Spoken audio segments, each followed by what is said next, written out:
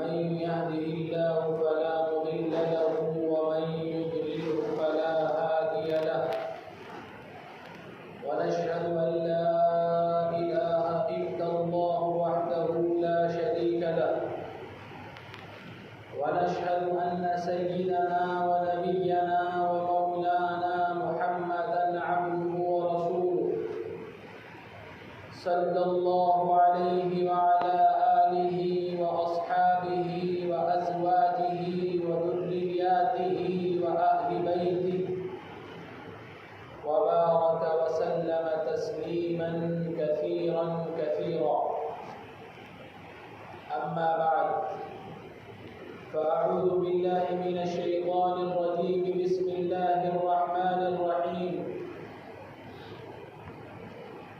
قال الله تبارك وتعالى: قل إن كنتم تحبون الله فاتبعوني يحببكم الله ويغفر لكم ذنوبكم والله غفور رحيم. وقال الله تبارك وتعالى: يا أيها الذين آمنوا لا تتبعوا خطوات الشيطان ومن يتبع خطوات الشيطان فإنه يأمر بالفحشاء والمنكر ولذكر الله أكبر. وقال الله تبارك وتعالى: التمس من دان نفسه وعمل لما بعد الموت والعاجز من أتبع نفسه هواها وتمنى على الله، أو كما قال عليه صلى الله تبارك وتعالى عليه وسلم. میرے محترم بزرگوں، دوستوں، عزیز ساتھیوں، اللہ تعالیٰ نے ہر شخص کے اوپر ذمہ داری رکھی. اللہ تعالیٰ نے ہمیں جو ایمان دیا ہے، اب ہمارے اوپر اس کی بہت بڑی ذمہ داری ہے. اگر ہم ان ذمہ داریوں کو ذمہ داری سمجھ کر ادا کریں گے میرے محترم بزرگوں، دوستوں، تو ہم اس دنیا میں بھی کامیاب ہوں گے اور ہمیشہ ہمیشہ کی جو زندگی جو شکوین موت کے بعد سے ہوگی، اللہ رب العزت ہمیں وہاں بھی کامیاب کرے. اب ہماری ذمہ داری کیا ہے؟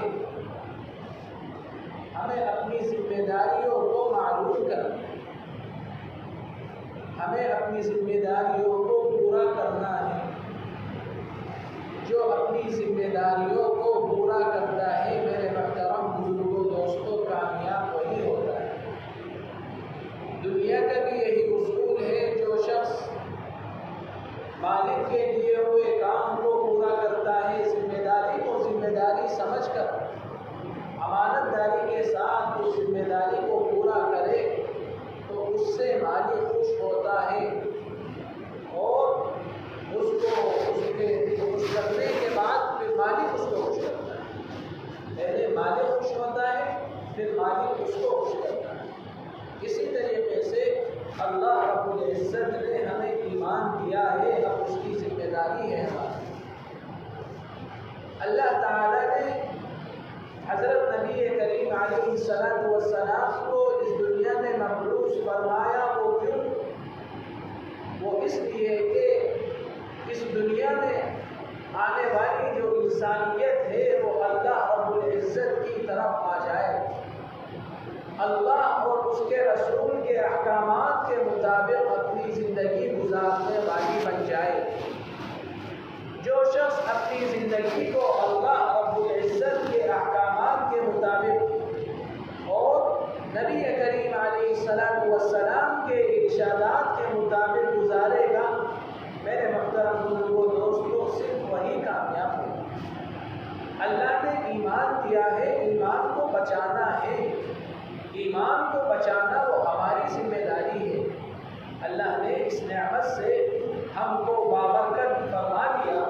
اب ہم اس ایمان کو بچائیں گے تو پھر کامیابی ہوگی. اگر اس ایمان کو بچا کر نہ لے کر گئے تو پھر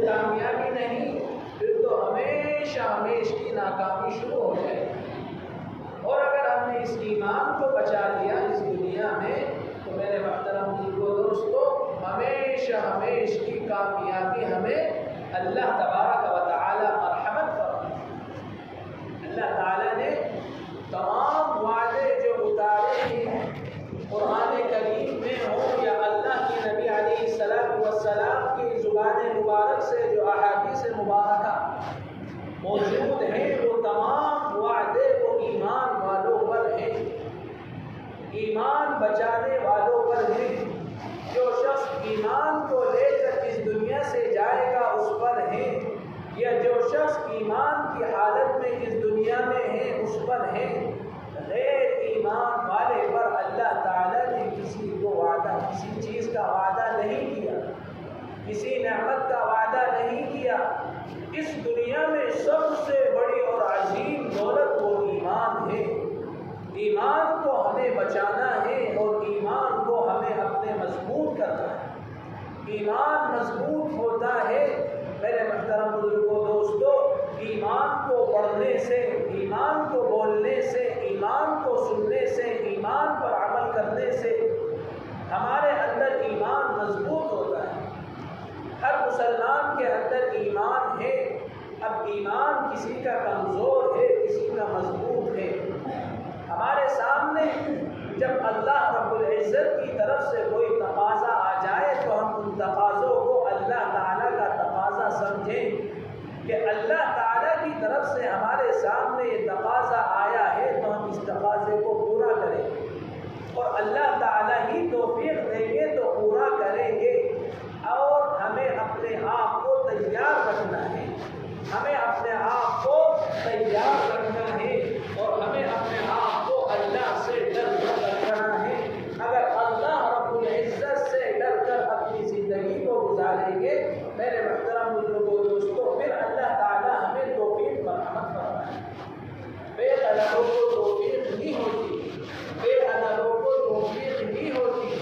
اسی طریقے سے اللہ تعالیٰ جس سے محبت فرماتے ہیں اس کو توفیق مرحمت فرماتے ہیں۔ اللہ جس سے محبت فرماتے ہیں اللہ کے رسول بھی اس سے محبت فرماتے ہیں، اور جو اللہ کے رسول سے محبت کرتا ہے تو وہ اللہ سے محبت کرتا ہے۔ اللہ اور اس کے رسول کی محبت وہ ایمان کی علامت ہے۔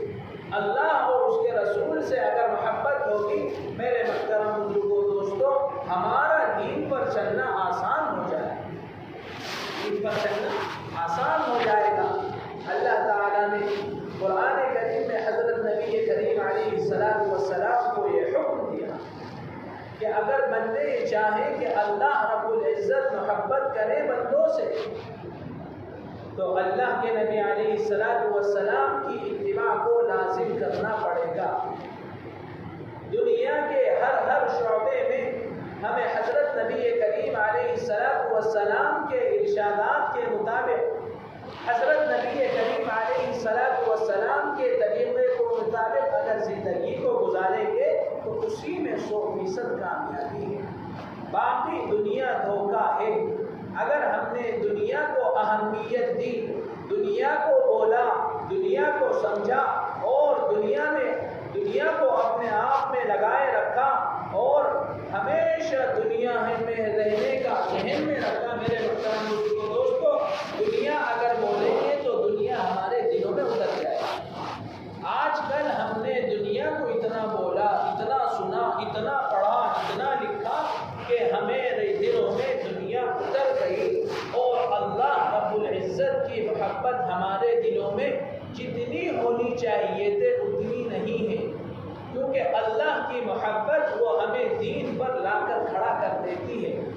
اللہ تعالیٰ نے جس کام کو کرنے کا حکم نہیں دیا میرے محترم بزرگوں، دوستوں، جس شخص کے اندر اللہ کی محبت ہوگی اللہ کی قسم وہ اس کام کو نہیں کرے گا۔ اللہ کی محبت کو برائیوں سے روکتی ہے، اللہ کی محبت کو برے کاموں سے روکتی ہے، اللہ کی محبت اچھے کاموں کی طرف دعوت دیتی ہے، اللہ کی محبت تقوی کی طرف لے جاتی ہے، اللہ کی محبت ہمیں اعمال پر لا کر کھڑا کر دیتی ہے، اللہ کی محبت ہمیں صحیح تجارت پر لا کر کھڑا کر دیتی ہے، اللہ کی محبت ہمیں صحیح معاملات پر لا کر کھڑا کر دیتی ہے، اللہ کی محبت ہمیں صحیح زراعت پر لا کر کھڑی کر دیتی ہے۔ اگر ہمارے اندر اللہ کی محبت، ہمارے دل میں اللہ اور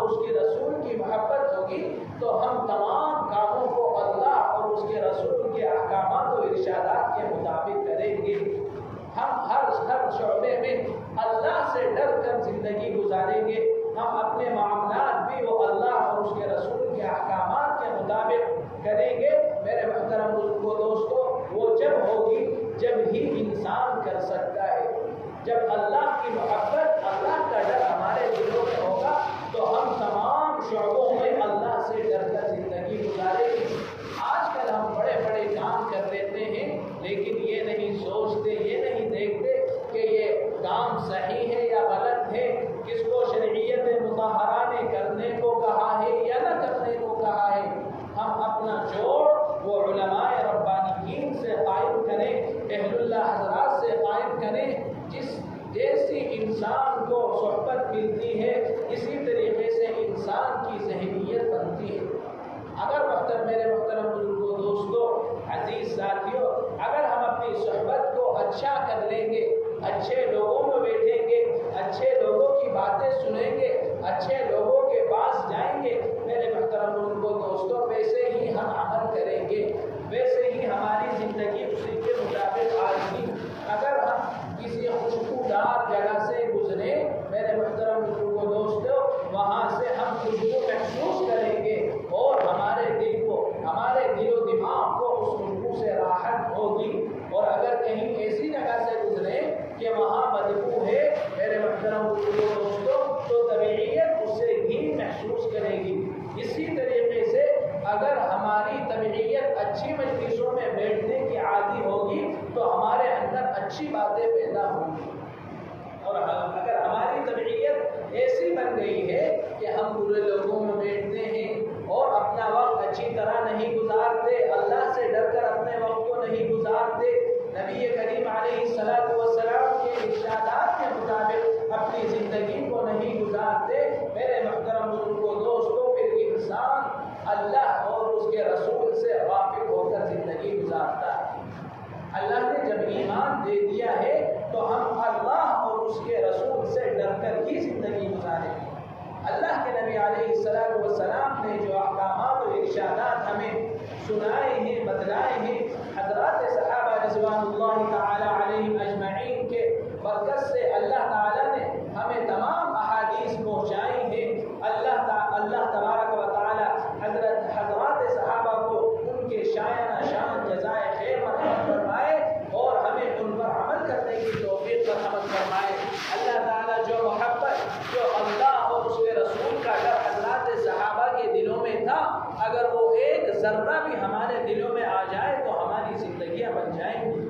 اللہ اور اس کے رسول کی محبت ہمارے دلوں میں آ جائے تو ہماری زندگیاں بن جائیں گی۔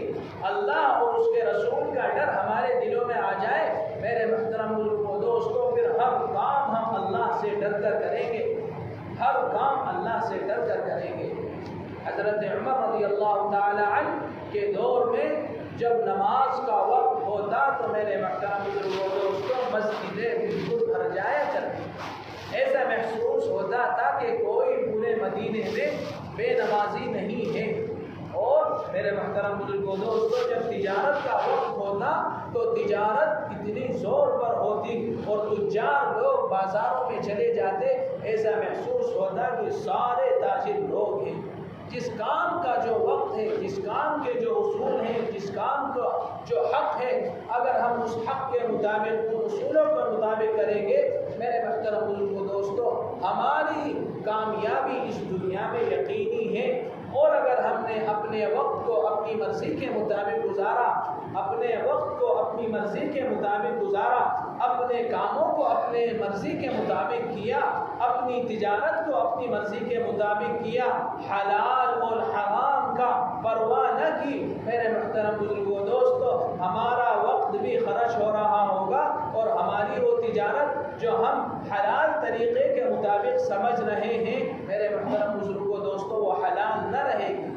وقت بھی خرچ ہو رہا ہے اور ہم کما بھی رہے ہیں، اور اگر کسی کو حضرت نبی کریم علیہ السلام کے طریقے کے مطابق، احکامات کے مطابق کریں گے تو میرے محترم بزرگوں دوستو، یہ ہماری تجارت بھی ہمارے دین بن جائے گا، ہمارے لیے عبادت بن جائے گا، ہمارے لیے عبادت بن جائے گا۔ ہماری پوری 24 گھنٹے کی جو زندگی ہے اگر ہم اللہ اور اس کے رسول کے احکامات کے مطابق گزاریں گے تو میرے محترم بزرگوں دوستو یہ پورے 24 گھنٹے ہمارے عبادت میں شمار ہوں گے۔ یہ میں نہیں کہہ رہا ہوں، یہ اللہ کے نبی علیہ السلام کی احادیث ہیں، اور ہمارا یقین وہ اللہ رب العزت کی ذات عالی پر ہو، دنیا کے اسباب پر نہ ہو کہ دنیا کے اسباب ہمارے کاموں کو بناتے ہیں، بلکہ دنیا کے اسباب کاموں کو نہیں بناتے، بلکہ اللہ رب العزت ہمارے کاموں کو بناتے ہیں۔ اللہ تعالیٰ چاہیں گے تو ہمیں نفع ہوگا، اللہ رب العزت چاہیں گے تو ہمیں نقصان ہوگا، اللہ رب العزت چاہیں گے تو اللہ کے راستے میں نکلیں گے، اللہ رب العزت نہ چاہیں تو ہم نہیں نکل سکتے۔ ہمیں اپنی طلبوں کو اللہ کے سامنے رکھنا ہے۔ میرے محترم بزرگوں دوستو، جب ہمارا یہ یقین ہوگا، ہمارے دلوں میں یہ باتیں پیدا ہوگی کہ سب کچھ کرنے والی ذات وہ اللہ کی ہے، نفع نقصان کی پہنچانے والی ذات وہ اللہ کی ہے، کھیتی کے دانے میں ایک دانے میں 100 دانوں کو پیدا کرنے والی ذات وہ اللہ کی ہے، نفع نقصان اگر کھیتی میں ہو رہا ہے وہ اللہ کی طرف سے ہے، کھیتی میں جو بھی کچھ ہے یہ میرے محترم بزرگوں دوستو نفع ہے نقصان ہے سب اللہ کی طرف سے ہے۔ دنیا کے جو اسباب ہیں یہ بالکل بے معنی ہے، یہ بالکل بے اثر ہے، بلکہ اللہ رب العزت نے ہی ان اسبابوں کو پیدا کیا۔ اسباب کو پیدا کرنے والا وہ اللہ ہے، دنیا کے لوگوں نے ان اسباب کو پیدا نہیں کیا، بلکہ اسباب کا پیدا کرنے والا بھی اللہ تعالیٰ ہے، اور اسباب کے اندر اثر ڈالنے والا بھی وہ اللہ تعالیٰ ہے۔ ہمارا یقین تو یہ ہو، ہمارا یقین مضبوط ہو۔ وہ یقین مضبوط کب ہوگا؟ جب اللہ کی محبت ہمارے دلوں میں ہوگی، اور اللہ کے رسول علیہ السلام کی محبت ہمارے دلوں میں ہوگی۔ حضرت خالد بن ولید رضی اللہ تعالیٰ کا ایک واقعہ حدیث شریف میں آتا ہے ان کے یقین کا۔ ایک مرتبہ بڑا لشکر، بڑی فوج کفار کی ان کے سامنے، حضرت خالد بن ولید رضی اللہ تعالیٰ عنہ کو اس وقت اس فوج اور اس لشکر کا امیر بنا کر بھیجا گیا۔ ایک وقت ہوتا کہ خالد بن ولید رضی اللہ تعالیٰ عنہ ایمان نہیں لائے تھے۔ جنگ احد کے موقع پر حضرت خالد بن ولید رضی اللہ تعالیٰ عنہ نے 72 صحابہ کو شہید کیا۔ کتنے گھروں کو، کتنے گھر والوں کو یتیم کر دیا، کتنی ماؤں کو عدتوں میں بٹھا دیا۔ اور جب انہوں نے یہ کیا تو اللہ کے نبی علیہ السلام نے ان کے بھائی ہیں ولید بن ولید، ان کو بلایا اور ان سے فرمایا کہ ولید ابن ولید، تیرا بھائی جو خالد ابن ولید ہے بہت سمجھدار ہے، بہت ہوشیار ہے، بہت ہوشیار ہے، اللہ نے اسے بڑی صلاحیتوں سے نوازا ہے۔ ابھی تھوڑی دیر پہلے 72 صحابہ کو شہید کیا، اور تھوڑی دیر کے بعد اللہ کے نبی علیہ السلام نے یہ فرمایا حضرت خالد بن ولید رضی اللہ تعالیٰ عنہ کے بھائی سے۔ حضرت خالد بن ولید کے بھائی ولید بن ولید جب گھر پر گئے اور حضرت خالد بن ولید رضی اللہ تعالیٰ عنہ کو یہ بتلایا جا کر کہ حضور صلی اللہ علیہ وسلم آپ کے بارے میں یہ سوچتے ہیں، آپ کے بارے میں یہ کہتے ہیں۔ جب حضرت خالد بن ولید رضی اللہ تعالیٰ عنہ نے اللہ کے نبی علیہ السلام کی اس بات کو سنا، حضرت خالد بن ولید پانی ہو گئے، پیروں تلے زمین نکل گئی۔ ابھی تھوڑی دیر پہلے تو میں ان کے ساتھ یہ کر کے آیا ہوں کہ 72 صحابہ کو شہید ان کی وجہ سے ہونا پڑا، اللہ نے شہادت لکھ رکھی تھی، لیکن سبب حضرت خالد بن ولید رضی اللہ تعالیٰ عنہ ایمان لانے سے پہلے بنے۔ جب حضرت خالد بن ولید نے اس بات کو سنا کہ اللہ کے نبی علیہ السلام اور حضرات صحابہ رضوان اللہ تعالیٰ علیہ اجمعین ان کے بارے میں یہ گمان رکھتے ہیں، تو حضرت خالد بن ولید رضی اللہ تعالیٰ عنہ نے ایمان لانے کا ارادہ فرمایا کہ انشاءاللہ اب میں ایمان میں داخل ہوں گا، اور انہوں نے حضرت نبی کریم علیہ السلام کی خدمت اقدس میں حاضر ہونے کا ارادہ کیا کہ میں نبی کریم علیہ السلام کی خدمت میں جاؤں گا۔ انہوں نے ارادہ کیا، سفر شروع کیا، جب مدینے میں داخل ہو رہے تھے تو پورا مدینہ حضرت خالد بن ولید رضی اللہ تعالی عنہ کا استقبال کر رہا تھا.